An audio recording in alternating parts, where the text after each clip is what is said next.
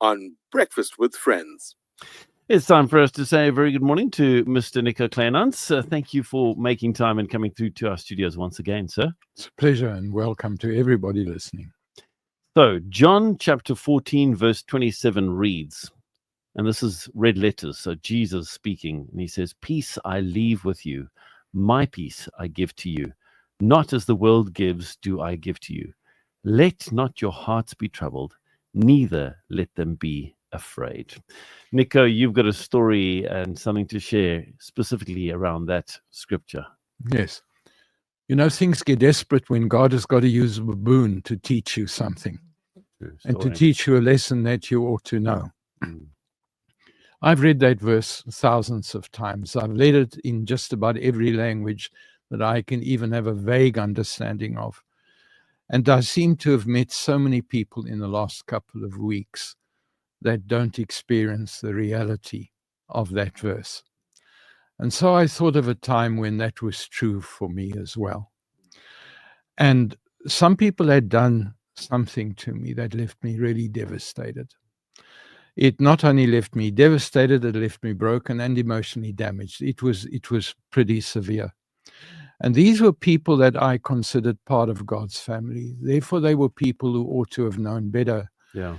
And no matter how hard I prayed, I felt that God had let that happen.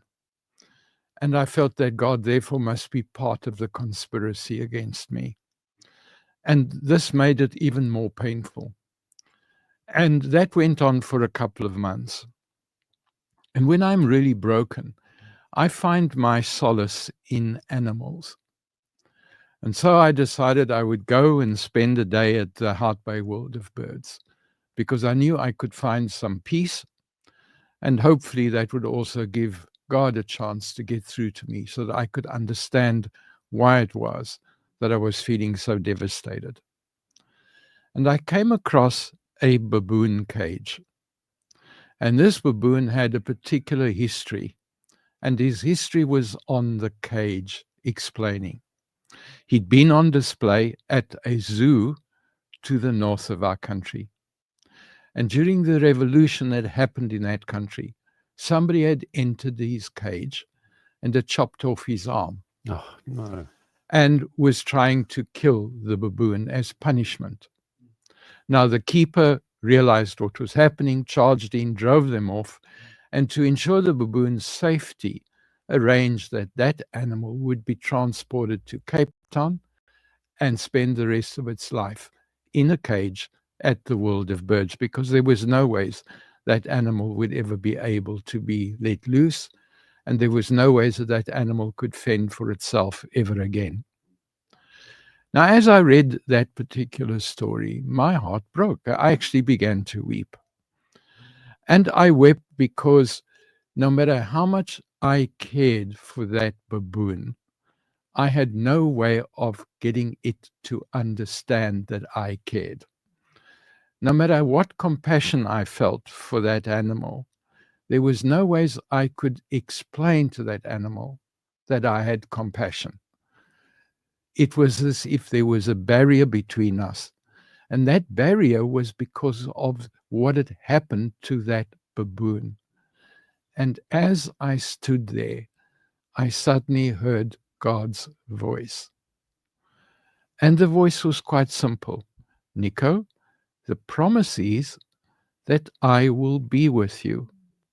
The promise is not that I will walk away. The fact that you are feeling lonely is because your pain has become a barrier. Your anger has become a barrier.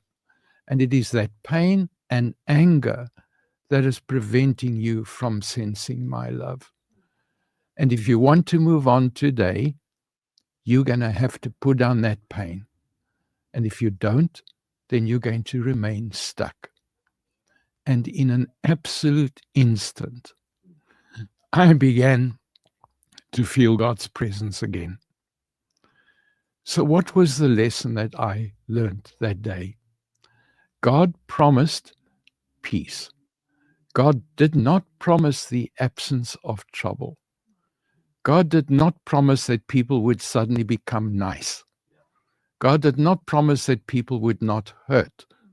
God promised that he would be present, that I am part of God's family, and I have a parent which is above what any other parent can do or would do.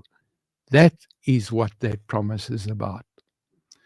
And so if you are one of those people who today feel that you've been abandoned, maybe what you need to look at is it the pain that is preventing you from sensing God's love?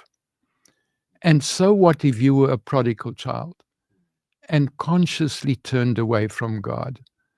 Even that, when the prodigal son walked away, the parent still waited for that person to return. And even if you are in that situation, that doesn't mean God's not there. God's just waiting for you to turn around and say, I need to come back. And then the presence will be there immediately. Those promises hold a lot more power, and we don't need baboons to teach us that lesson again. Sure. Thank you. Thank you, Nico. And I just feel to read that scripture one more time. Peace I leave with you. My peace I give to you. Not as the world gives do I give to you. Let not your hearts be troubled, neither let them be afraid. That is the promise from our God and King. Thank you so much, Nico. Really appreciate it. Thank you.